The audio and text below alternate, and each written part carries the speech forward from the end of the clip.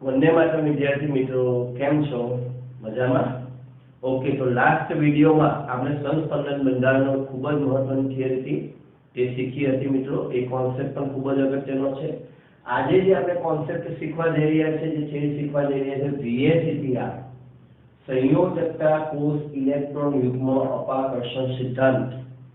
એ પણ very very very very most important. ધ્યાન રાખજો, ગુજરાત બોર્ડ હોય, જી નીટ, એમ કહી શકાય કે અત્યાર સુધી જેટલા પણ પ્રશ્નો જી નીટમાં ભેગા કરો તો એમાં 50 થી 60% પ્રશ્નો આ થિયરીને રિલેટેડ, એટલે કે દાખલા તરીકે અત્યાર સુધી 50 પ્રશ્નો પૂછાય છે જો તમે, તો એની અંદરથી 25 થી 30 પ્રશ્નો તમને આ થિયરીના જોવા મળશે। એટલે ઉદાહરણો, થિયરી ગુજરાત બોર્ડ માટે, પણ એની પછી જે અણુનો આકાર આપણે સમજીશું, બરાબર? એમાંથી કોઈ પણ અણુનો આકાર પૂછાઈ શકે, પણ એના માટે આ થિયરીને સમજવી જરૂરી છે। ओके, चलो तो आ थियरी ने समझવાનું શરૂ કરીએ મિત્રો। સૌપ્રથમ નામની વાત કરીએ, VSEPR। VSV વેલેન્સ સેલ એટલે સંયોજકતા કોષ। ઓકે, ત્યાર પછી ઇલેક્ટ્રોન પેર, ઇલેક્ટ્રોન યુગ્મ, રિપલ્શન એટલે અપાકર્ષણ। संयोजकता कोष में रहेला इलेक्ट्रॉन युग्म वच्चे तथा अपाकर्षणनो सिद्धांत। ओके मित्रों, चलो शुरू करिए। तो सौप्रथम आ थિયરી શું કામ લાગે? તો અણુના આકારનું પ્રાકટન કરવા, એટલે કયા અણુનો આકાર કેવો હશે એ નક્કી કરવા માટે આપણે આ થિયરીની જરૂર પડે છે। મિત્રો આપણે લુઈસ બંધારણ ભણ્યા, પણ લુઈસ બંધારણની ખામીમાં આપણે જોયું તેની મદદથી અણુનો આકાર નક્કી કરી શકાતો નથી। અને અણુના કેટલાય ગુણધર્મો એવા છે જે તે માત્ર તેના આકાર પર આધાર રાખે છે।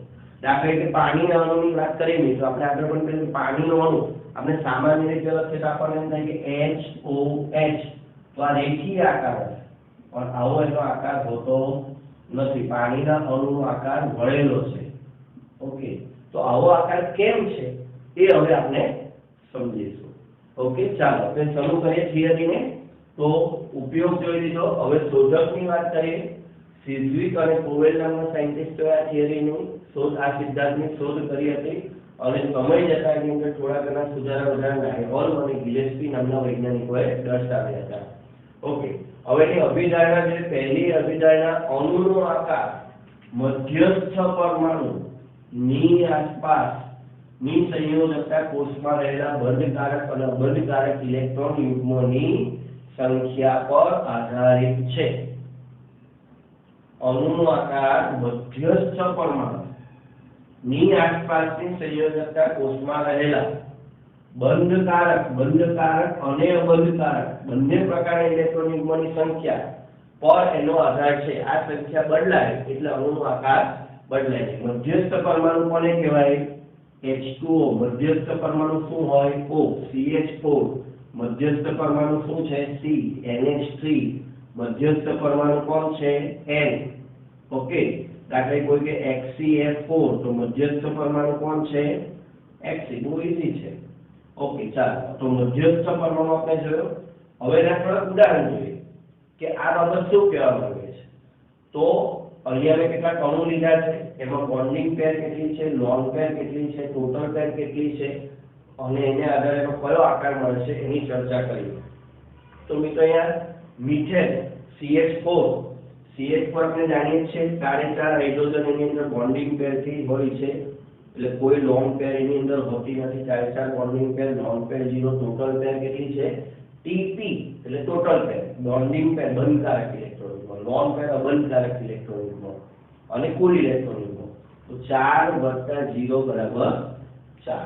પછી આકારની વાત કરું મિત્રો, પહેલા અહીંયા આવી જાય NH3 માં યાદ કરો 3 જે છે બંધકારક ઇલેક્ટ્રોન યુગ્મ અને લોન પેર, 3 + 1 કુલ ઇલેક્ટ્રોન યુગ્મની સંખ્યા 4। 3 બંધકારક, 1 અબંધકારક।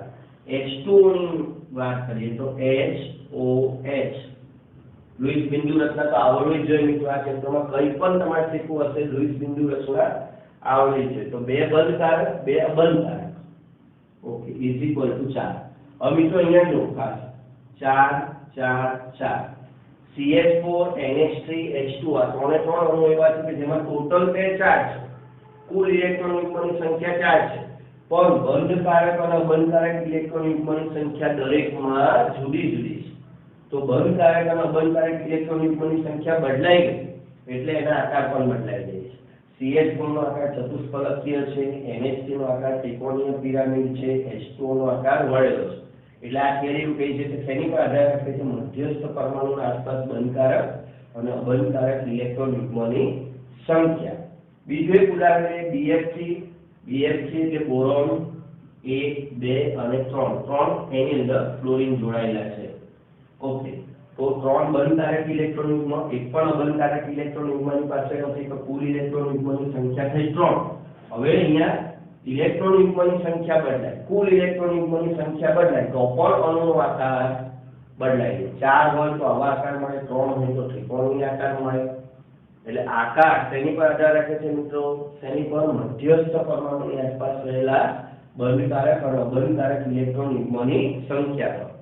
ખાસ ધ્યાન રાખજો, આજુબાજુ ગોઠવાયેલા અણુ પાસે કેટલા ઇલેક્ટ્રોન યુગ્મ છે એની સાથે કઈ લેવા દેવાનું છે. અહીંયા આપણે વાત કરીએ, દાખલા તરીકે એક ઉદાહરણ આપીએ કે ClF3, તો કોના ઇલેક્ટ્રોન યુગ્મો, કોની આસપાસના ઇલેક્ટ્રોન યુગ્મો પર આધાર છે? Cl ની આસપાસ કેટલા ઇલેક્ટ્રોન યુગ્મ છે એની પર આધાર છે. F સાથે એને કોઈ લેવા દેવા નથી, બરાબર. દાખલા તરીકે આપણને કહેવામાં આવે XCO2, તો કોના ઇલેક્ટ્રોન યુગ્મ પર આધાર છે? Xc પર આધાર છે, Xc પર. O2 સાથે એને કઈ લેવા દેવા નથી. એટલે આવી મિત્રો બાબત ધ્યાનમાં રાખવી. ઓકે, હવે બીજા નિયમ પર જઈએ. સંયોજકતા કોષના ઇલેક્ટ્રોન યુગ્મો વચ્ચે હંમેશા અપાકર્ષણ હશે. સંયોજકતા કોષમાં જે ઇલેક્ટ્રોન યુગ્મો રહેલા છે અહીંયા, તેની વચ્ચે અપાકર્ષણ હશે, કારણ કે ઇલેક્ટ્રોન યુગ્મો પર કયો વિભાગ હોય છે? ઇલેક્ટ્રોન કયો વિભાગ ધરાવે છે? ઋણ વિભાગ. બધા જ ઇલેક્ટ્રોન સમાન વિભાગ ધરાવતા હોવાથી તેમની વચ્ચે શું હોય છે? અપાકર્ષણ હશે. એટલે આ સિદ્ધાંતમાં અપાકર્ષણ શબ્દ છે. ઇલેક્ટ્રોન યુગ્મો અવકાશમાં એવી રીતે ગોઠવાય છે કે તેમની વચ્ચેનું અંતર વધે. જો ઇલેક્ટ્રોન યુગ્મને અવકાશમાં ગોઠવાય, બે ઇલેક્ટ્રોન યુગ્મ છે, ધારો કે મારી પાસે આ બે ઇલેક્ટ્રોન યુગ્મ છે, માની લે બે બંધ છે, બે ઇલેક્ટ્રોન યુગ્મ, પણ આ બંને વચ્ચે શું છે? અપાકર્ષણ. એટલે આ બંને શું ટ્રાય કરશે? એકબીજાથી દૂર જવાનું. દૂર જશે એટલે મેક્સિમમ દૂર જશે. જો ધારો કે આ સ્થિતિમાં જો અપાકર્ષણ ઓછું થવા માટે કઈ જગ્યાએ આવીને ગોઠવાશે? યસ, આ રીતે ઓછું. હવે એનથી વધારે તો ફરી પાછું એમની વચ્ચે શું થાય? અંતર ઘટી જાય. અને એવા સંજોગોમાં ફરી પાછું અપાકર્ષણ, ફરી પાછા આ સ્થિતિમાં જ્યારે 180 અંશના ખૂણા પર હશે ત્યારે અપાકર્ષણ કેવું થઈ જશે? ન્યૂનતમ. એટલે આ જે ઇલેક્ટ્રોન યુગ્મ છે, બંધકારક હોય કે અબંધકારક, એ અવકાશમાં એકબીજાથી મેક્સિમમ દૂર જવાનું વલણ ધરાવે છે, બરાબર. ઓકે, ચાલો. સંયોજકતા કોષને વર્તુળાકાર લેવામાં આવે. હવે જે આપણે મિત્રો અહીંયા વાત કરી કે ભાઈ મારે ઇલેક્ટ્રોન યુગ્મને દૂર લઈ જવાનું, તો દૂર કઈ રીતે લઈ જવા? તો જો હું અહીંયાથી આ રીતે દૂર લઈ જાઉં તો આનાથી શું બન્યું? કઈ જગ્યાએ હું લઈ જાઉં છું? વર્તુળાકાર, ગોળાકાર, વર્તુળાકારમાં હું એને ગોળ લઈ જાઉં છું, વર્તુળાકાર સપાટી પર. એટલે ધારો કે મારા બે ઇલેક્ટ્રોન યુગ્મને મેક્સિમમ દૂર ગોઠવવા છે, તો કેટલા અંતરે ગોઠવીશ? તો કે 180 અંશ. વર્તુળાકાર ખૂણો કેટલો હોય? વર્તુળનો ખૂણો કેટલો? વર્તુળાકાર સપાટી પર જ્યારે કોઈ વસ્તુ લે, બરાબર, તો આ એક અને બીજું એની સામે 180 બને. એટલે કુલ ખૂણો કેટલો હોય? તો કે 360 અંશ. વર્તુળાકાર સપાટીનો કુલ ખૂણો કેટલો હોય? 360 અંશ. જ્યારે ઘડિયાળનું કાંટો એક આખું રાઉન્ડ પૂરું કરે અને મૂળ જગ્યાએ પાછો આવે તો કેટલો ખૂણો એને કાપ્યો હોય? 360 અંશ. આ બાબત ધ્યાનમાં રાખવી. તો સંયોજકતા કોષને વર્તુળાકાર લેવાની છે, જેમાં ઇલેક્ટ્રોન યુગ્મને એકબીજાથી મહત્તમ દૂર ગોઠવવાના. એટલે 360 અંશના ખૂણાનું ધ્યાન રાખીને એકબીજાથી મહત્તમ દૂર ગોઠવવાના છે. ઓકે, બહુ ઈઝી છે મિત્રો. ઉદાહરણ જોશો એટલે ખ્યાલ આવી જશે. હવે આ સમજવા માટે આપણે અહીંયા જુદા જુદા અણુઓમાં ઇલેક્ટ્રોન યુગ્મની ગોઠવણી અને આકાર દર્શાવીએ છીએ, બરાબર. જે મોસ્ટ ઇમ્પોર્ટન્ટ છે, બહુ બેઝિક. આ જે આકાર હું અહીંયા દર્શાવું છું એ તમે બરાબર ધ્યાનમાં ઉતારવાના છે, તો જ આગળની બધી બાબતો ખબર પડશે મિત્રો. ઓકે, આમાં લેવલ 1 છે, લેવલ 2 છે અને લેવલ 3 પણ છે. અત્યારે જે આપણે વાત કરી રહ્યા છે અહીંયા લેવલ 1 ની છે. લેવલ 1 ની વાત ઉતરી તો જ આપણે લેવલ 2 કરી શકીશું અને તો જ પછી લેવલ 3 કરી શકીશું. ઓકે, તો આપણી પાસે કેટલા પ્રકારના અણુઓની આપણે વાત કરવાની છે? તો AB2, AB3, AB4, AB5 અને AB6. અહીંયા એ મધ્યસ્થ પરમાણુ છે. એ શું છે? દરેકમાં મધ્યસ્થ પરમાણુ છે. અને B શું છે? આસપાસના પરમાણુ. ઓકે, હવે આપણે આ રીતે સમજતા જઈએ. ચાલો Ab2 તો એમાં ઇલેક્ટ્રોન યુગ્મોની સંખ્યા કેટલી આવશે? એ 2 ની સાથે જોડાયેલો છે એટલે ઇલેક્ટ્રોન યુગ્મોની સંખ્યા આવશે 2. હવે આ નિયમને ધ્યાનમાં રાખીને 180 અંશ વર્તુળ પર મારે 2 કક્ષકોને ગોઠવવી છે, એકબીજાથી મેક્સિમમ દૂર ગોઠવવી છે. તો કેટલા અંશે હું કોને ગોઠવું? તો એકબીજાથી મેક્સિમમ દૂર જાય આ 1 અને આ 2. કેટલા અંશના ખૂણે ગોઠવવી પડે મિત્રો? 180 અંશના ખૂણે. એટલે ધારો કે આ A છે તો આ B ની ઇલેક્ટ્રોન યુગ્મનું કક્ષક અને આ B એકબીજાથી કેટલા અંશના ખૂણે મારે રાખવી પડે? 180 અંશ. ઓકે, આ રીતે પણ દર્શાવી શકાય. અને ચોપડીમાં આ રીતે પણ દર્શાવ્યું છે કે ભાઈ A ડોટ ડોટ બંને પ્રકારનું ચાલે, પણ આ શબ્દ વધારે ચાલે છે એટલે અત્યારે હું આનો ઉપયોગ કરીશ કક્ષકનો. ઓકે, તો અહીંયા અણુનો આકાર કેવો થયો? વિચારો, અણુનો આકાર કેવો થયો? અહીંયા હું B લખી દઉં તો આ 180 અંશનો ખૂણો એટલે અણુનો આકાર થયો રેખીય. કેવો આકાર થયો મિત્રો? રેખીય. હવે એના થોડાક ઉદાહરણો પણ જોઈ લઈએ. અહીંયા હું લખી દઉં ઉદાહરણ BeCl2, ZnCl2, HgCl2. મિત્રો અહીંયા Cl, Br, I ગમે તે આવી શકે. આપણે શું કીધું? બધો આધાર કોની પર છે? મધ્યસ્થ પરમાણુ પર.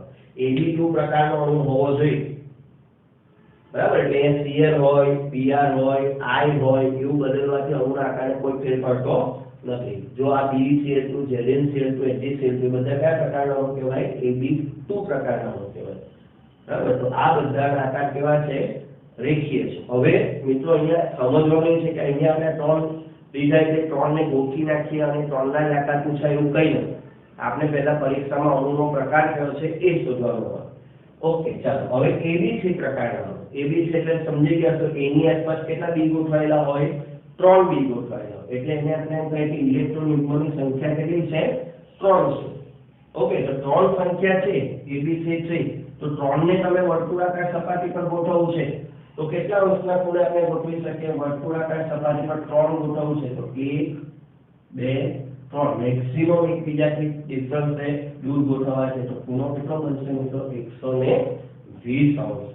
એટલે એ મધ્યસ્થ પરમાણુ A લખું, બરાબર? તો એની આસપાસ રહેલા જે યુગ્મો છે B, C અને B, ખૂણો કેટલો બનશે? 120 અંશનો ખૂણો બનશે. કયો આકાર બનશે મિત્રો? આ ત્રણને જોડવા. આકાર બનાવવો હોય તો શું કરવાનું? આકાર બનાવવો હોય તો આને કાલ્પનિક રીતે જોડવા. હા, તો કયો આકાર બનશે અહીંયા? સમતલીય ત્રિકોણ. આ આકાર કહેવાશે તમારો સમતલીય ત્રિકોણ. એક જ સમતલમાં ત્રણે ત્રણ રહેલા છે એટલે એને બોલે સમતલીય ત્રિકોણ આકાર. આવો આકાર તમને શેમાં જોવા મળશે? તો BF3, AlCl3 મિત્રો બહુ ઈઝી છે. જેની સંયોજકતા કક્ષામાં 3 ઇલેક્ટ્રોન હશે. સંયોજકતા કક્ષામાં 3 ઇલેક્ટ્રોન હશે એટલે ખાસ કરીને કોનામાં હોય તો કે સમૂહ 13 ના તત્વોમાં સંયોજકતા કક્ષામાં કેટલા ઇલેક્ટ્રોન હોય? 3 હોય. એટલે એ લોકો જે મોટે ભાગે સંયોજનો બનાવતા હોય એની અંદર તમને સમતલીય ત્રિકોણ રચના જોવા મળે.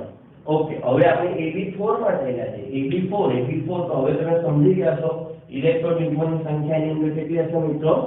4. ઓકે, કયા સમૂહના તત્વોમાં સૌથી બહારની કક્ષામાં 4 ઇલેક્ટ્રોન હોય છે? તો કે સમૂહ 14 ના તત્વોમાં. ઓકે, હવે 4 ને ગોઠવવા છે. તો અહીંયા ખાસ એક બાબત સમજવાની છે. 4 ને ગોઠવવા છે એટલે આપણે સામાન્ય રીતે એવું વિચારીશું કે ભાઈ 360 ને 4 વડે ભાગી નાખીએ. જેમ અહીંયા આપણે વિચાર કે 100 ને 360 ને 120 અંશ વડે ભાગે. આ 3 વડે ભાગે 360 ને તો આપણે 120 અંશ ખૂણો.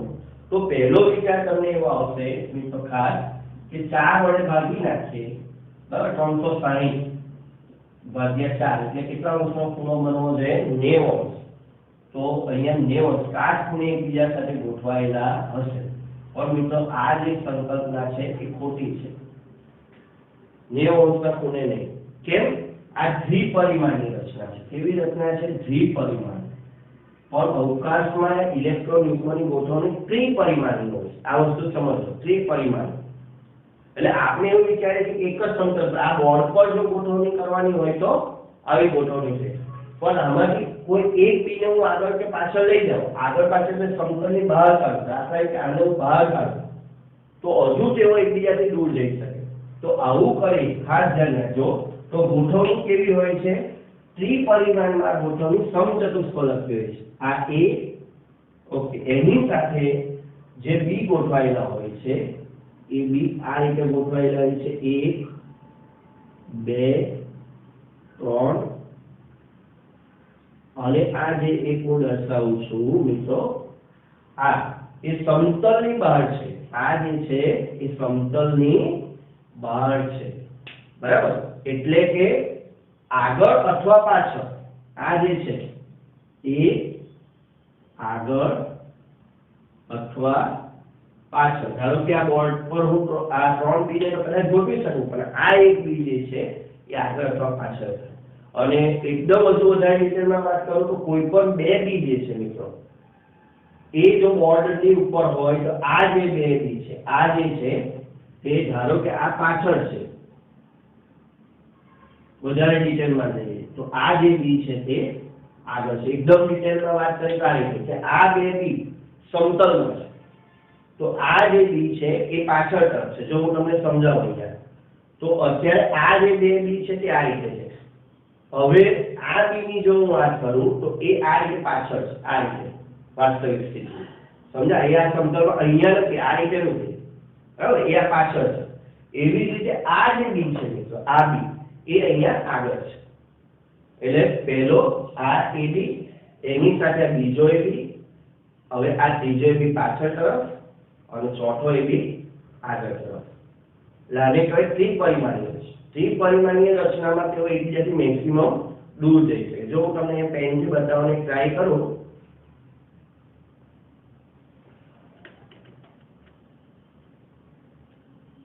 તો મિત્રો પકડવામાં અગવડ પડે.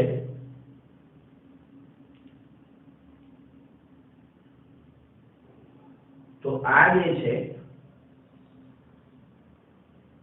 આ બે બી એક સમતલમાં છે, આ એક પાછળ તરફ છે અને ચોથે એ પકડી નહીં શકાય, પણ આ જે છે ચોથામાં આ રીતે આગળ તરફ આવી જાય. ઓકે, તો આ રીતે સમજવાનું છે. તો આ જે રચના છે એને કહેવાય છે ચતુષ્ફલકીય રચના. કેવી રચના કહેવાય છે? ચતુષ્ફલકીય રચના. ઓકે, એમાં બળ ખૂણો કેટલો હોય છે? 109 ડિગ્રી અને 28 મિનિટ એવું વચ્ચે. શું છે? 109 ડિગ્રી અને 28 મિનિટ, બરાબર? અને એના ઉદાહરણ શું આવશે? તો કે CH4 આવશે.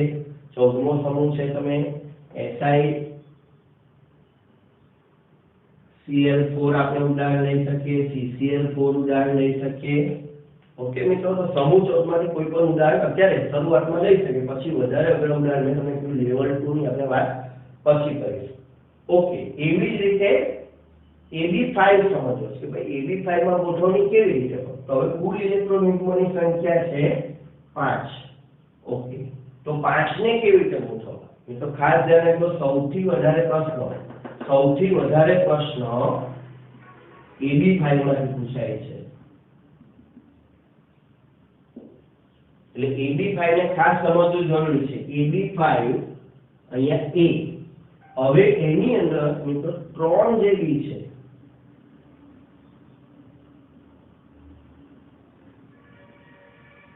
આ 5 પૈકીના 3 બી એક જ સમતલ ત્રિકોણાકાર આ રીતે આ બે મારા હાથ છે, આ બે બી આ રીતે છે અને એક બી જે છે તે આ રીતે છે. પેનની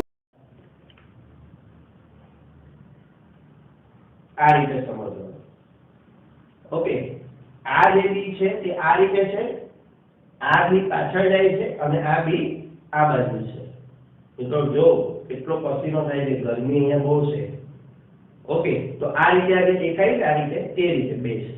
હવે બાકીના બે બી જે છે, આ જે સમતલ બની રહ્યો છે એ સમતલને લંબ હોય છે. સમતલને લંબ એટલે એક ઉપર તરફ અને એક નીચે તરફ, એક ઉપર અને એક નીચે આ રીતે હોય. ઓકે, હવે આ 5 ને જો આપણે ગોઠવીએ, 5 ની ગોઠવણી સમજી લીધી. 3 + 2 3 ત્રિકોણમાં 2 ઉપર નીચે સમતલ ને લંબ, બરાબર, ABC નું જે સમતલ બને છે એને લંબ હોય, બરાબર મિત્રો, આ બી આનો છે, ધ્યાન રાખજો. તો આમાંથી જે આકાર બને છે તે આકારની વાત કરીએ તો અહીંયા બધું જોડી દઈશું આપણે. આ પહેલો ત્રિકોણ, સમતલના ત્રિકોણ બને. ધ્યાન રાખજો આકારનું નામ કેવી રીતે રાખે. આ ત્રિકોણ છે, ઓકે, એને આ ઉપર સાથે જોડીએ આપણે, ઓકે મિત્રો. તો આ એક પિરામિડ બન્યો એવું કહેવાય. ત્રિકોણ છે આવો, એને અહીંયાથી આમ જોડ્યો એટલે એક ઉપર પિરામિડ બન્યો. એવી રીતે હવે નીચે જોડીશું તો બધું જોડાઈ જશે. ત્યારે તમને જોવામાં મુશ્કેલી પડશે કારણ કે ત્રિપરિમાણ છે. એટલે ખાસ ધ્યાન રાખજો. ઉપર જેમ આ રીતે ત્રિકોણ, હમણાં આપણે સાદી વાત કરી કે ત્રિકોણ, તો ઉપરથી જોડીએ આપણે 1 2 અને 3, તો ઉપર ત્રિકોણ. હવે એવો પિરામિડ નીચે બનશે 1 2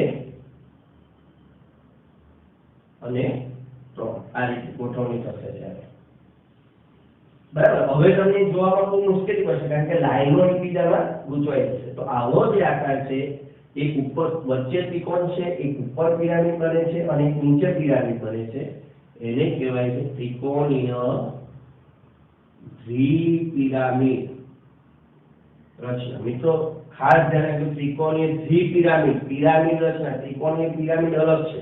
અહીંયા એક પિરામિડ ઉપર બને છે અને એક પિરામિડ નીચે બને છે, એટલે આને કહેવાય છે ત્રિકોણીય દ્વિપિરામિડ રચના, બરાબર. આવી રચના આપણને જોવા મળશે PCl5 અણુમાં. શેમાં જોવા મળશે?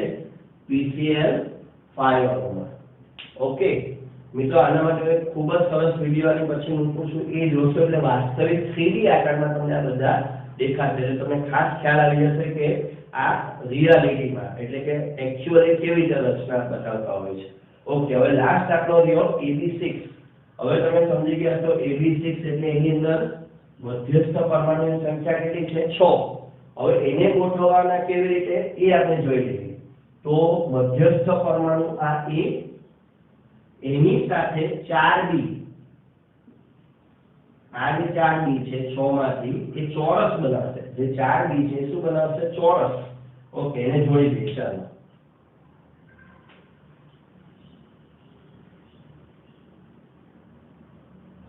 હવે બાકીના જે એક બી છે તે આમાં બતાવેલા એ રીતે તમને સમજાવ્યા રીતે, એક ઉપર અને એક નીચે. એટલે 4 બી એક સમતલમાં છે. 6 પૈકી 4 વત્તા 2, આ 4 ચોરસમાં છે એટલે સમતલમાં, અને 2 સમતલને લંબ છે. અહીંયા બંધ ખૂણા બધા કેટલા થશે મિત્રો? થોડી બંધ ખૂણાની વાત અહીંયા રહી ગઈ. ઓકે, તો પહેલા આના બંધ ખૂણાની વાત કરી, પછી એક બાકી રહી ગઈ છે એમાં કરીશું. તો અહીંયા બધા બંધ ખૂણા, ચોરસ એટલે બંધ ખૂણો કેટલો હોય? 90 અંશ બંધ ખૂણો. અહીંયા પણ આ કાટખૂણે ગોઠવાયેલા એટલે 90 અંશ ખૂણો. બધા ખૂણા 90 અંશના હોય, બધા ખૂણા 90 અંશના હોય. અને આ જે રચના અહીંયા જોડી દઈશું, બરાબર. જો એને અહીંયા જોડીને બતાવ, જોડી દે કારણ કે ત્યાં જગ્યા નથી.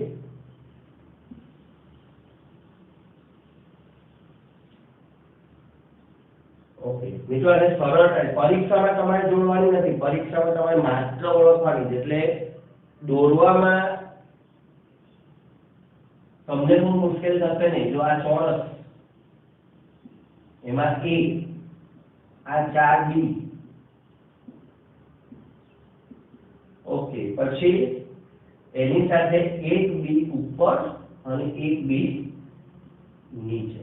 હવે આને જોડીએ આપણે 1 2 3 4, 1 2 3 4.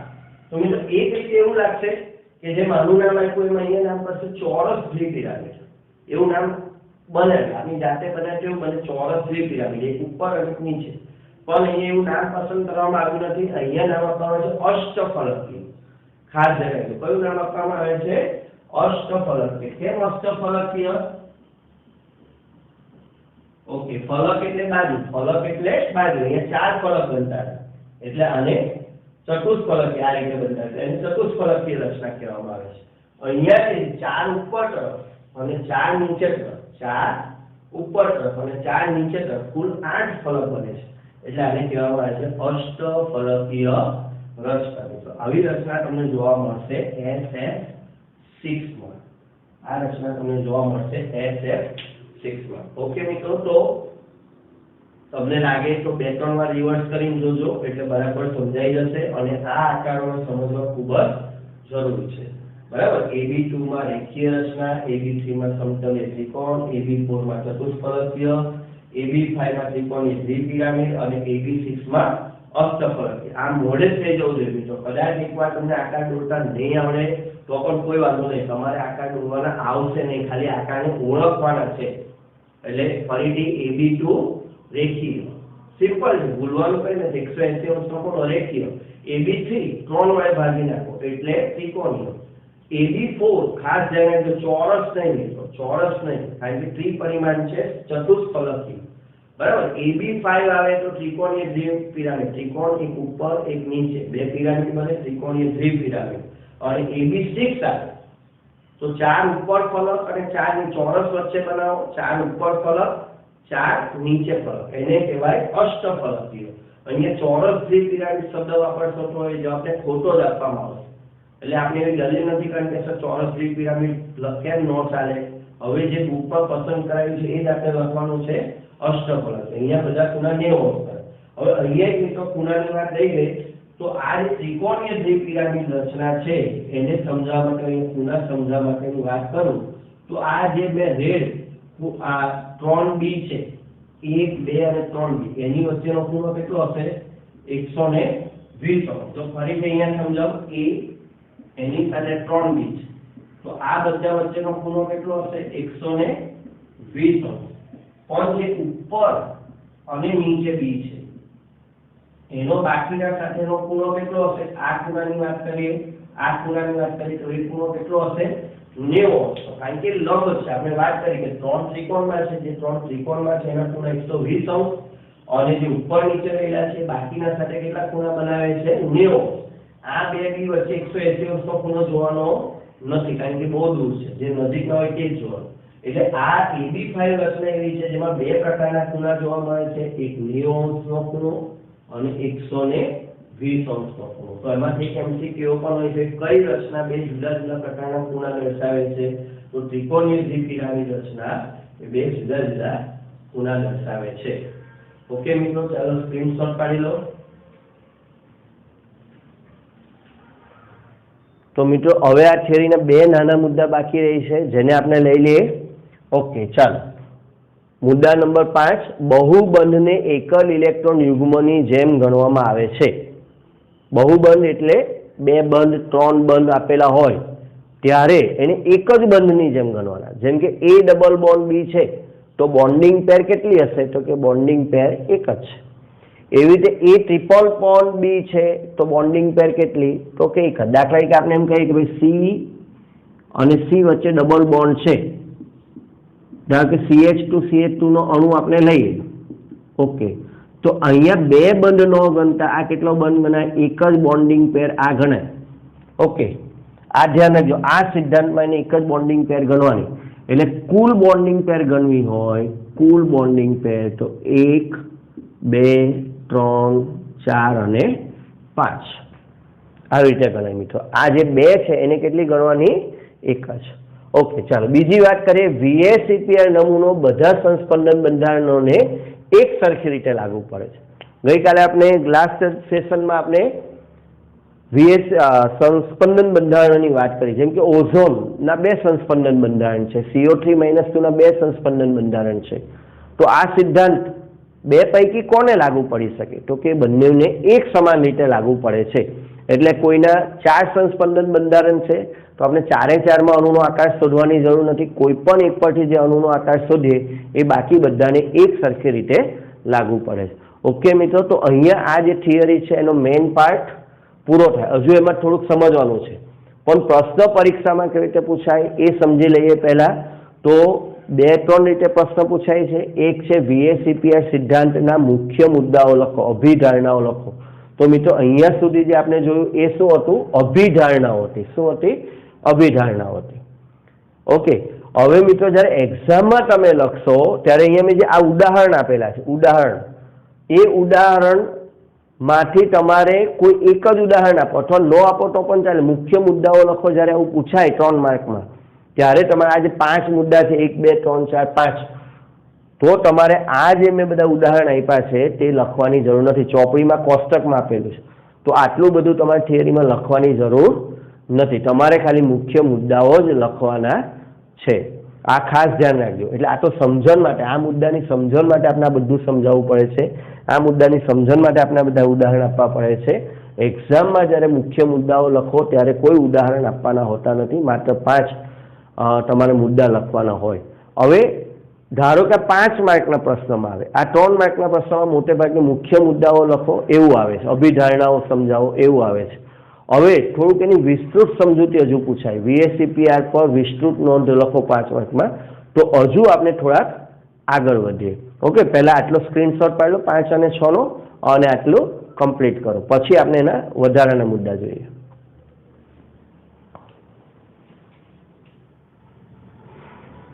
તો મિત્રો, હમણાં આપણે જે 5 મુદ્દા જોયા એમાં હજુ એક નાનો મુદ્દો રહી જાય છે. ત્યાં જગ્યા નહોતી એટલે લખ્યું નહોતું. તો એ મુદ્દો અભિધારણાનો એક અહીંયા લખેલો છે. 6થો મુદ્દો એ છે ઇલેક્ટ્રોન યુગ્મો વચ્ચે ઉદ્ભવતા અપાકર્ષણની માત્રા નીચે મુજબ છે. Lone pair, greater than lone pair bonding pair, greater than bonding pair. એટલે મિત્રો આનો અર્થ એવો થાય કે અબંધકારક ઇલેક્ટ્રોન યુગ્મ ધરાવતી કક્ષકો વચ્ચે સૌથી વધારે અપાકર્ષણ હોય, અબંધકારક અને બંધકારક ઇલેક્ટ્રોન યુગ્મો વચ્ચે એનાથી ઓછું અપાકર્ષણ હોય, અને બંધકારક વચ્ચે સૌથી ઓછું અપાકર્ષણ હોય. ઉદાહરણથી સમજીએ મિત્રો. ઓકે, દાખલા તરીકે H2O નો અણુ છે આપણી પાસે, H2O. તો H2O ના અણુમાં શું થશે? આપણે H લુઈસ બિંદુ રચનાની વાત કરીએ. આપણી પાસે લુઈસ બિંદુ રચનાથી આપણને લોન પેર અને બોન્ડિંગ પેર જાણવા મળે. ધ્યાન રાખજો, ભલે અણુનો આકાર નથી જાણવા મળતો પણ કેટલી લોન પેર છે ને કેટલી બોન્ડિંગ પેર છે કોણ દર્શાવે છે? લુઈસ અણુ. તો અહીંયા 2 બોન્ડિંગ પેર છે અને 2 લોન પેર છે. કુલ ટોટલ પેર કેટલી છે? 4. તો એને અવકાશમાં કેવી રીતે દર્શાવાય? એ અવકાશમાં આપણે આ રીતે દર્શાવીશું. 4 હોય એટલે ચતુષ્ફલકીય રચના. જોજો, એટલે ઓક્સિજન. હવે ચતુષ્ફલકીય રચના એટલે આપણે વાત કરી 1 2 3 અને 1 4 આ રીતે દર્શાવાય. ઓકે, તો અહીંયા આ 2 જે છે એનું બોન્ડિંગ લોન પેર જે છે આને આપણે લોન પેર લઈએ, આને આપણે લોન પેર લઈએ. કેમ લોન પેર તરીકે લેવાની મિત્રો? અહીંયા કીધું એમ લોન પેર વચ્ચે સૌથી વધારે અપાકર્ષણ, એટલે અવકાશમાં સૌથી વધારે દૂર આ 2 લોન પેર હોય. ઓકે, આને આપણે બોન્ડિંગ પેર લઈએ, આને બોન્ડિંગ પેર. ઓકે, અહીંયા હાઇડ્રોજન જોડાયેલો છે. તો અહીંયા કેટલા પ્રકારના અપાકર્ષણ થયા? ચાલો અહીંયા જો, આ 1 અને 2, 3 અને 4. તો 1 અને 2 કક્ષક વચ્ચે કયું અપાકર્ષણ છે? લોન પેર અપાકર્ષણ છે. 1 અને 3 વચ્ચે કયું અપાકર્ષણ છે? 1 3 1 4 2 3 2 4. હા, 1 અને 3 વચ્ચે, 1 અને 4 વચ્ચે, 2 અને 3 વચ્ચે અને 2 અને 4 વચ્ચે કયું અપાકર્ષણ છે? લોન પેર બોન્ડિંગ પેર અપાકર્ષણ છે મિત્રો. જો આની અને આની વચ્ચે, આ 1 3 નું ઉદાહરણ લીધું, લોન પેર અને બોન્ડિંગ પેર. ઓકે, હવે આ 3 અને 4 અવકાશમાં 3 અને 4 વચ્ચે પણ અપાકર્ષણ હશે. આ 3 અને 4. તો 3 અને 4 વચ્ચે કયું અપાકર્ષણ હશે? તો કે બોન્ડિંગ પેર અપાકર્ષણ હશે. ઓકે, એટલે આવા 3 પ્રકારના અપાકર્ષણ થાય: લોન પેર બોન્ડિંગ પેર અને બોન્ડિંગ પેર. તો સૌથી વધારે દૂર ફેલાયેલી કક્ષકો કઈ? તો કે લોન પેર ધરાવતી કક્ષકો અવકાશમાં સૌથી વધુ જગ્યા રોકે. આ ધ્યાન રાખજો, લોન પેર ધરાવતી કક્ષકો અવકાશમાં સૌથી વધારે જગ્યા રોકે માટે મહત્તમ ખૂણો બનાવે. ઓકે, ત્યાર પછી સૌથી ઓછું અપાકર્ષણ કોની વચ્ચે હોય? બોન્ડિંગ પેર વચ્ચે હોય. એટલે સૌથી ઓછો ખૂણો કોની વચ્ચે હોય? બોન્ડિંગ પેર વચ્ચે સૌથી ઓછો ખૂણો હોય સૌથી ઓછું અપાકર્ષણ બોન્ડિંગ પેર માટે સૌથી ઓછો ખૂણો. અને મિત્રો બંધ કોણની વ્યાખ્યા યાદ કરો. શેની? બંધ કોણની વ્યાખ્યાને આપણે જોઈએ તો કયો ખૂણો ગણવાનો હોય? લોન પેર વચ્ચેનો, લોન પેર બોન્ડિંગ પેર વચ્ચેનો કે બોન્ડિંગ પેર વચ્ચેનો? તો આગળના સેશનમાં આપણે બંધ પ્રાચલો જોયેલા, એમાં કીધેલું કે બંધ કોણ હંમેશા બોન્ડિંગ પેર વચ્ચેનો બંધ ખૂણો જ ગણવામાં આવે છે. બરાબર? એટલે અહીંયા બંધ ખૂણો કોનો ગણાશે? આ જે 3 અને 4 વચ્ચેનો જે બંધ ખૂણો છે, બરાબર, એને આપણે ગણીશું, બંધ કોણ તરીકે ગણીશું.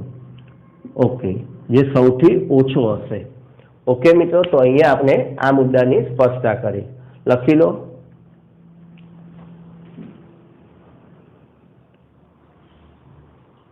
ઓકે મિત્રો, ચાલો હવે 2-3 અણુની રચના શીખીએ, જેથી આપણને આ જે નિયમ છે એની બરાબર ખાસ સમજણ આવે. તો સૌપ્રથમ આપણે જે CH4 અણુ રચના.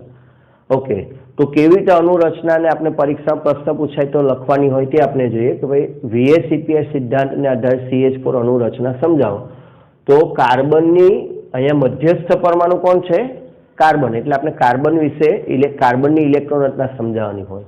કાર્બનની ધરા સ્થિતિમાં ઇલેક્ટ્રોન રચના છે 1s2 2s2 2px1 2py1 2pz0. પણ મિત્રો જ્યારે કાર્બનને બંધ બનાવવાનો હોય કોઈની પણ સાથે, તો એ 2s માં રહેલો જે એક ઇલેક્ટ્રોન છે એ આ 2p કક્ષામાં દાખલ કરે છે. 2s માં રહેલો એક ઇલેક્ટ્રોન 2pz કક્ષામાં દાખલ કરે પછી જ એ કોઈની સાથે જોડાય. એટલે ઉત્તેજિત, એને કહેવાય ઉત્તેજિત સ્થિતિ. ઉત્તેજિત સ્થિતિમાં એની ઇલેક્ટ્રોન રચના થાય છે 1s2 2s1 2px1 2py1 અને 2pz1. એટલે હવે એની પાસે કેટલી કક્ષકો અર્ધપૂર્ણ ભરાયેલી છે? 4 કક્ષકો. અર્ધપૂર્ણ ભરાયેલી કક્ષકો હોય એને પૂર્ણ કરવા માટે બંધ બનાવવા પડે. એટલે અહીંયા એક S અને 3 P કક્ષકો પહેલા એકબીજા સાથે જોડાશે, એ સીધી બંધ નહીં બનાવે. એક S અને 3 જે P કક્ષકો છે આ એકબીજા સાથે જોડાઈ જશે, એને કહેવાય sp3 સંકરણ. એકબીજા સાથે જોડાઈ જાય અને એમાંથી 4 કક્ષક બનાવે, જે આપણે મિત્રો ડિટેલમાં આગળ વધારે શીખીશું. હવે 4 કક્ષક બનાવે, 4 sp3 કક્ષક નવી બનાવે. એટલે જૂની કક્ષકો 4 નાશ પામે અને એ ભેગી થઈને 4 નવી કક્ષકો બનાવે, જેને સંકરણ કહેવાય. બરાબર? તો 4 sp3 સંકર કક્ષક બને. જેટલી કક્ષક ભેગી થાય એની પરથી નામ આપવામાં આવે. અહીંયા એક S અને 3 P, એની પરથીનું નામ આપવામાં આવે sp3 સંકરણ. તો sp3 સંકરણથી 4 કક્ષક બને, જે 4 હાઇડ્રોજનની, હવે આ જે 4 કક્ષક બની કાર્બનની, એ 4 હાઇડ્રોજન સાથે જોડાય આ રીતે. ઓકે, અને 4 CH સિગ્મા બને, આ H છે. 4 CH સિગ્મા બંધ બનાવે. મિત્રો હવે આખી રચનાને સમજીએ આપણે, તો અહીંયા મધ્યસ્થ પરમાણુ પાસે કોઈ લોન પેર નથી. બરાબર? તેમજ 4 બોન્ડિંગ પેર છે, 1 2 3 અને 4. અવકાશમાં 4 બોન્ડિંગ પેર છે. તો અમને આપણે જે કોષ્ટક ભણીને આવ્યા VSEPS સિદ્ધાંતનું, મિત્રો VSEPS સિદ્ધાંતનું બીજું નામ છે સિઝવિક પોવેલ સિદ્ધાંત. યાદ રાખજો. એના શોધકોના નામ પરથી બીજું નામ શું છે? સિઝવિક પોવેલ સિદ્ધાંત. તો એને અનુસાર અહીંયા રચના કેવી મળશે? 4 વચ્ચે આપણે અમને કોષ્ટકમાં ભણ્યા એ પ્રમાણે સમચતુષ્ફલકીય. કેવી રચના મળશે? સમચતુષ્ફલકીય. અને એની વચ્ચેનો બંધ ખૂણો કેટલો થશે? 109 ડિગ્રી અને 28 મિનિટ. ઓકે મિત્રો, લખી લો. ચાલો. ઓકે મિત્રો, બીજું એક 2 માર્કનું અગત્યનું કારણ ભણીએ. કારણ આપો. NH3 માં બંધ ખૂણો 109 ડિગ્રી 28 મિનિટને બદલે 107 અંશનો હોય છે. આવો પ્રશ્ન મોટે ભાગે કારણ આપોમાં પૂછાય.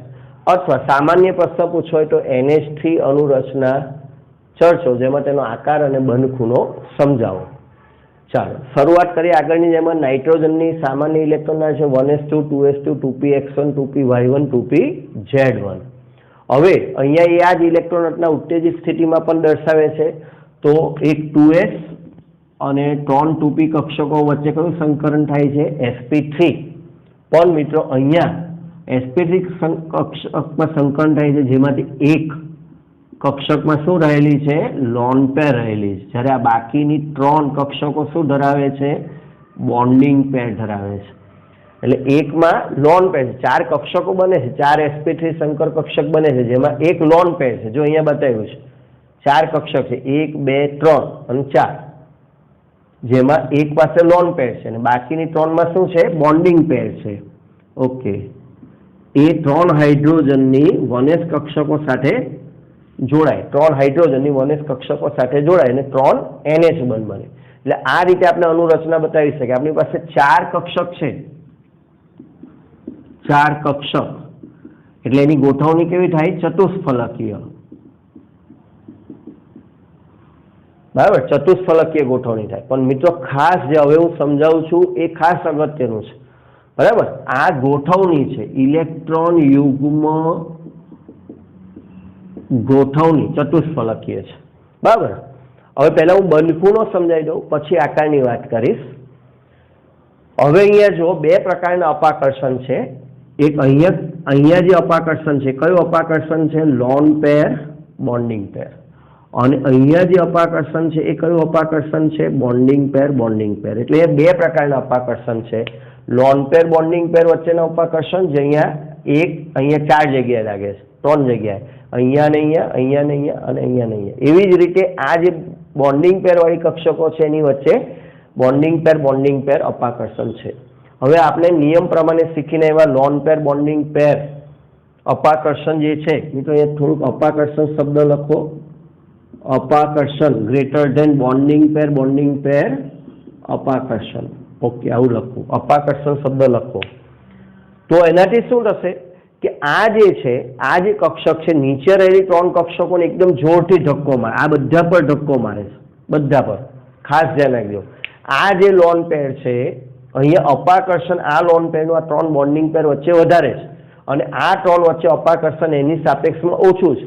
એટલે આનો ધક્કો આ બધા પર લાગે છે. અને ધક્કો લાગવાને કારણે જો અહીંયા બતાવું છું એ રીતે, ધારો કે ધક્કો નથી લાગતો ત્યારે આ રીતે છે, બંધ ખૂણો છે 109 ડિગ્રી 28 મિનિટ, કારણ કે sp3 સંકરણ છે.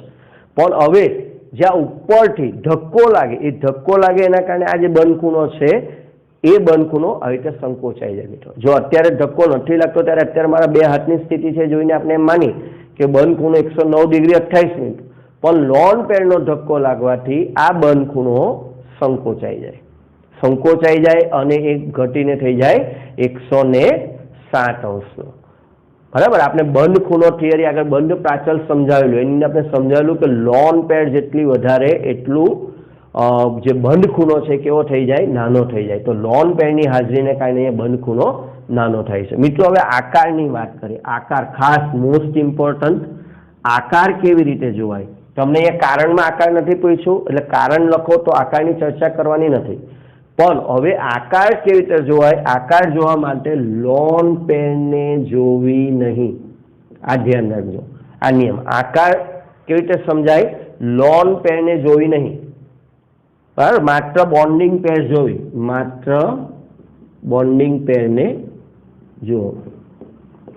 ઓકે, ચાલો. તો હવે આપણે લોન પેરને નથી જોતા અને બોન્ડિંગ પેરને જોઈએ તો શું આકાર બને? તો હવે મારી પાસે રહ્યો N, H, H અને H. મિત્રો જો અહીંયા હવે આ 3H આ રીતે છે, ખાસ ધ્યાન રાખજો. આ 3H આમ બનતા નથી, અત્યારે આ રચના નથી, કારણ કે ઉપર એક લોન પેર છે, પણ લોન પેરને જોવાની નથી. લોન પેર છે, લોન પેર ન હોતે તો કેવી રચના હોતે? ત્રિકોણીય. પણ લોન પેર છે, અહીંયા આપણે એવું કીધું છે કે માત્ર લોન પેર જોવી નહીં એવું કીધું છે. બરાબર, એટલે આ રીતે આપણો અણુ થાય. અત્યારે આપણને આવું દેખાય ને આમાંથી જે આકાર દેખાય, અત્યારે આ જે દેખાય છે એમાંથી જે આકાર મળે તે આપણો આકાર કહેવાય. તો મિત્રો આ જે N છે, એક આ બાજુ H છે, એક આ બાજુ H છે અને એક પાછળ H. આમાંથી જો આકાર બનાવવો હોય તો આ બધાને આકાર બનાવો એટલે બધાને જોડવા પડે. તો બધાને જોડી દઈએ, આ H ને આ H થી, આ H ને આ H થી અને આ H ને આ H થી. ઓકે, કયો આકાર દેખાય છે? જો નીચે આ ત્રિકોણ છે, દેખાયો તમને? આ ત્રિકોણ છે, આ ત્રિકોણ છે ને ઉપર N છે. N બધા સાથે જોડાયેલો છે, બરાબર. તો આ રચના થઈ ત્રિકોણીય પિરામિડ. કઈ રચના થઈ? ત્રિકોણીય પિરામિડ. રચના, બરાબર. એટલે અહીંયા આકાર સમચતુષ્ફલકીય છે એવું કહેવાય નહીં. ઇલેક્ટ્રોન યુગ્મની ગોઠવણી ચતુષ્ફલકીય. સમજો, પ્રશ્ન સમજો. NH3 માં ઇલેક્ટ્રોન યુગ્મની ગોઠવણી ચતુષ્ફલકીય. આકાર પૂછે તો ત્રિકોણીય પિરામિડ. મિત્રો આપણને આકાર પૂછે છે, ઇલેક્ટ્રોન યુગ્મની ગોઠવણી પૂછાતી નથી. મોટે ભાગે પ્રશ્નમાં આકાર હોય તો એનો આકાર થાય છે ત્રિકોણીય પિરામિડ. આકાર માટે શું કરવું? આ નિયમ ધ્યાન રાખજો, ચોપડીમાં લખ્યો નથી, ખાસ ધ્યાન રાખો. જ્યારે પણ કોઈનો આકાર નક્કી કરવો હોય તો લોન પેરને જોવી નહીં. આપણે પહેલા આકૃતિ બનાવી દેવી નિયમની મદદથી, પછી લોન પેરને જોવાની નહીં, અને માત્ર કોને જોવાની? બોન્ડિંગ પેરને. ને એમાંથી જે આકાર મળે તે આપણે બતાવવાનો. ઓકે, ચાલો સ્ક્રીનશોટ પાડી લો. તો મિત્રો આપણે H2O અણુ રચના જોઈએ. મિત્રો ખૂબ જ ઝડપથી જોઈશું, કારણ કે આગળ બે પ્રશ્ન આપણે જોયા છે. ઓક્સિજનની ઇલેક્ટ્રોનના 1s2 2s2 2p(x2 2py1 2pz1). અહીંયા પણ સંકરણ sp3 થાય છે, જેમાંથી બે કક્ષકો પાસે લોન પેર છે. જ્યારે બે કક્ષકો જે છે અર્ધપૂર્ણ છે, જે હાઇડ્રોજનની 1s કક્ષક સાથે જોડાય, એટલે કુલ 4 કક્ષકો થાય. 4 કક્ષકો અમને આપણે VSEPR સિદ્ધાંતમાં જોયું પ્રમાણે ચતુષ્ફલકીય રીતે ગોઠવેલી છે, જેમાંથી બેમાં લોન પેર છે, બે હાઇડ્રોજન સાથે છે અહીંયા. ઓકે, હવે પહેલા ખૂણાની વાત બતાવી દઈએ, પછી આકારની વાત કરીએ. તો અહીંયા જે લોન પેર, 3 પ્રકારના અપાકર્ષણ છે: લોન પેર બોન્ડિંગ પેર અને બોન્ડિંગ પેર. મિત્રો આગળ અમને આપણે સમજાય પ્રમાણે અહીંયા સમજાવેલું જ હતું, લોન પેર અપાકર્ષણ ખૂબ જ વધુ છે. એટલે આ જે ખૂણો છે બોન્ડિંગ પેર વચ્ચેનો, આ બે લોન પેર નું અપાકર્ષણ એટલું બધું વધારે હોય છે કે આ જે બે કક્ષકો છે એ ખૂબ જ વધારે સંકોચાય છે, અને એનો ખૂણો ઘટીને થઈ જાય છે 104.5 અંશ. જેટલી લોન પેર વધારે એટલો બંધ ખૂણો વધારે ઘટે. ઓકે મિત્રો, અને છેલ્લી વાત આકારની. આકાર માટે આપણે કીધું લોન પેર કાઢી નાખો. ચલો આ લોન પેરને નહીં જોઈએ તો માત્ર આટલું દેખાય છે. તો આ આકાર આપણને આ પ્રકારનો બન્યો, ABB આવો બન્યો. એટલે આને કહેવાય છે વળેલો આકાર. એટલે આ સીધી રેખામાં હોય, પણ લોન પેરને કારણે આ જે ખૂણો છે આ વળી જાય, આમ થઈ જાય, બરાબર. એટલે એને રેખીયની જગ્યાએ આ જે બે બી આમ હોવા જોઈતા હતા, એ લોન પેરને કારણે એ જે છે તે આ રીતે આ પોઝિશનમાં આવી ગયા. એટલે આને કહેવામાં આવે છે રેખીયને બદલે અણુનો આકાર કેવો થઈ ગયો? વળેલો આકાર થઈ ગયો. મિત્રો ધ્યાન રાખજો, ચતુષ્ફલકીય આકાર નથી. ઇલેક્ટ્રોન યુગ્મની ગોઠવણી ચતુષ્ફલકીય છે. આકાર કયો છે? વળેલો. ઇલેક્ટ્રોન યુગ્મની ગોઠવણી કેવી છે? ચતુષ્ફલકીય.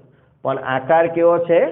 વળેલો. અને ખૂણો 109 ડિગ્રી 28 મિનિટ નથી, ખૂણો છે 104.5, બે લોન પેરને કારણે. Okay. The electron pairs occupy diametrically opposite positions and the molecule is linear. Bond angle is 180 degrees. When steric number is 3, electron pairs occupy the vertices of an equilateral triangle to minimize the repulsion between them. The shape is trigonal planar, and the bond angle is 120 degrees. When the steric number is 4, they occupy the vertices of a regular tetrahedron.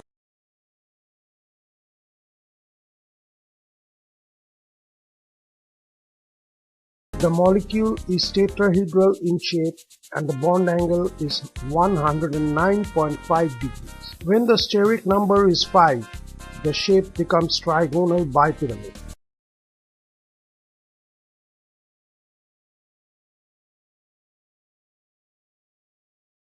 There are 2 axial bonds and 3 equatorial bonds. The bond angle between the equatorial bonds is 120 degrees. The bond angle between the axial and equatorial bonds is 90 degrees. When the steric number is 6, the shape is regular octahedron.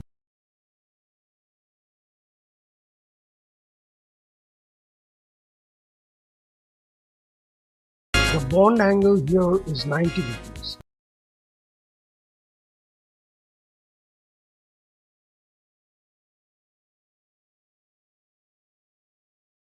Here there is no such distinction such as axial or equatorial bonds because the regular octahedral Pairs around the central atom, the electron pairs experience least repulsion when the arrangement is tetrahedral. So, arrange the 4 electron pairs around the oxygen atom in a tetrahedral configuration. However, this is not the final structure as the electron pairs are not similar. The effect of the lone pairs has to be brought into the picture. The presence of the lone pairs distorts the shape. The lone pairs exert greater repulsion on the bonded pairs, resulting in the bonded pairs being pushed closer to each other. Next, determine the molecular geometry. To do this, only the atoms need to be considered. So, ignore the lone pairs and look only at the arrangement of the atoms. We observe that the atoms are arranged